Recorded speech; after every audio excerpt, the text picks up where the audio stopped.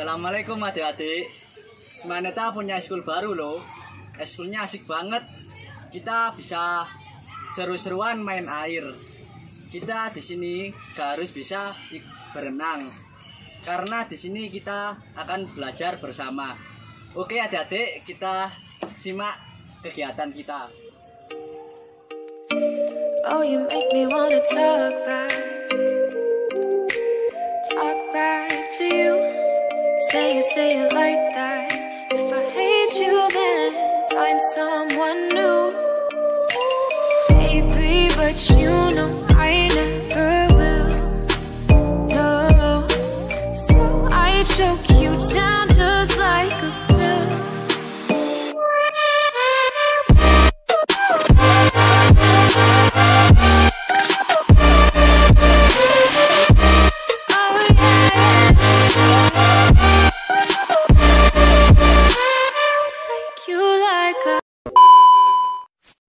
Ada banyak gaya berenang yang dikenal saat ini. Akan tetapi, sebelum mempelajari berbagai macam gaya berenang, ada beberapa teknik dasar yang perlu Anda kuasai, yaitu pernafasan, mengapung, dan meluncur. Yang pertama, teknik pernafasan. Kemampuan mengatur nafas adalah kunci keberhasilan seorang perenang. Untuk melatihnya, berdirilah di tepi kolam dengan rendah dan wajah berada di atas permukaan air. Tarik nafas melalui mulut, tahanlah beberapa saat, masukkan kepala ke dalam air, lalu hembuskan nafas melalui hidung. Yang kedua, teknik mengapung. Kunci untuk belajar mengapung atau mengambang adalah tubuh harus rileks dan tidak panik. Ada dua posisi mengapung yang perlu Anda kuasai, yaitu mengambang dalam posisi terlentang dan mengambang berdiri. Untuk mengapung terlentang, berdirilah dengan kaki menginjak dasar kolam dan kepala menghadap ke atas. Pegang tepi kolam, tarik badan ke belakang secara perlahan dengan posisi tangan lurus sampai telinga terendam air. Nah, itu tadi gerakan dasar berenang. Jika kalian sudah mahir melakukan gerakan tersebut, maka kalian dapat mempelajari gaya renang seperti gaya dada, gaya bebas, dan gaya kupu.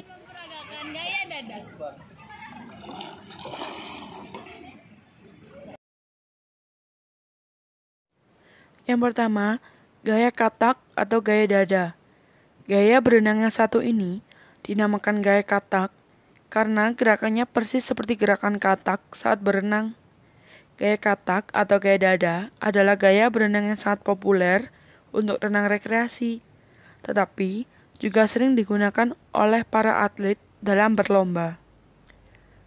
Dalam gaya dada, tubuh diposisikan secara stabil seperti merangkak di permukaan air, dikombinasikan dengan gerakan kaki dan tangan. Tangan dan kaki berada di dalam air, sedangkan kepala digerakkan naik turun dari dalam permukaan air, sehingga Anda dapat melihat ke depan ketika berenang.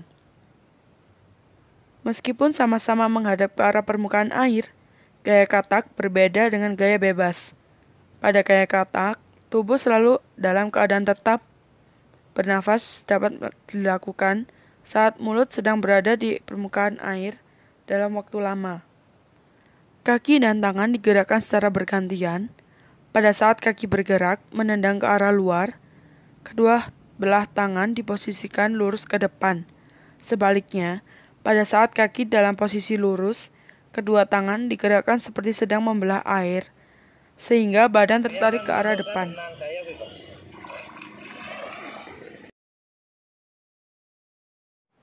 Yang kedua, gaya bebas. Sesuai namanya, gaya bebas tidak terikat pada teknik atau aturan dasar tertentu. Dibandingkan gaya berenang yang lainnya, gaya bebas akan membuat tubuh Anda melaju lebih cepat karena dapat dilakukan dengan beraneka ragam gerakan dalam berenang. Gaya bebas ini sering dilakukan baik oleh para pemula maupun perenang profesional. Renang gaya bebas dilakukan dengan menelungkup, yaitu posisi badan dan wajah menghadap permukaan air. Lalu kaki dan tangan bergerak untuk menarik dan menendang air. Tangan digerakkan bergantian dengan gerakan seperti mengayuh, sedangkan kaki digerakkan ke atas dan ke bawah. Untuk mengambil nafas, Anda dapat menolehkan ke arah kanan atau kiri di atas permukaan air.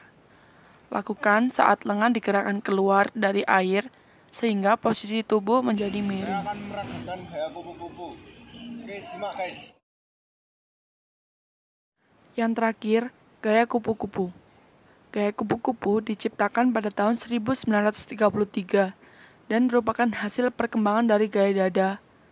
Gaya renang paling baru ini termasuk cukup sulit untuk dipelajari. Selain itu, untuk berenang dengan gaya kupu-kupu, Anda harus memiliki tenaga yang cukup kuat.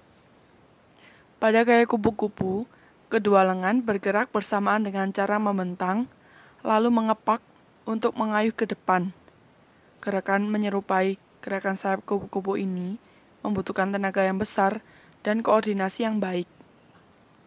Gaya kupu-kupu sering disebut juga gaya lumba-lumba. Posisi badan harus menghadap ke arah permukaan air, lalu kedua lengan ditekan ke bawah secara bersamaan, lalu digerakkan ke arah luar sebelum diayunkan ke depan. Sementara itu, kedua kaki menendang ke atas dan ke bawah secara bersamaan. Seperti gerakan sirip lumba-lumba. Pernapasan dilakukan melalui mulut pada saat kepala berada di luar air. Sebelum kepala muncul ke permukaan air, udara diembuskan secara kuat dari hidung dan mulut. Sekian video ini. Terima kasih. Mana Taswim? Jaya!